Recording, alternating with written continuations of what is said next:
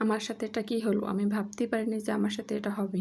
Online থেকে নেওয়া জিনিস যে কখনো ভালো হয় না, আমরা সেটা সবাই জানি। কিন্তু আমার সাথে এটা কি হলো? আমার একটা পার্সেল আসছে। ৳৩,৫৫০ একটা পার্সেল আসছে। কি আছে এই পার্সেলের ভেতরে আপনাদেরকেও দেখাই। আমি একটা 4 পিস নিছি আর একটা শাড়ি নিছি। আপনারা ভাবতেও পারবেন না। এত ভালো হইছে। অনলাইন থেকে নেওয়া জিনিস যে এত ভালো হইবে আমি ভাবতেও পারিনি। অনেক সুন্দর হইছে। প্রাইস হিসেবে কাপড়ের কোয়ালিটিও অনেক ভালো। তাদেরকে অনেক ধন্যবাদ।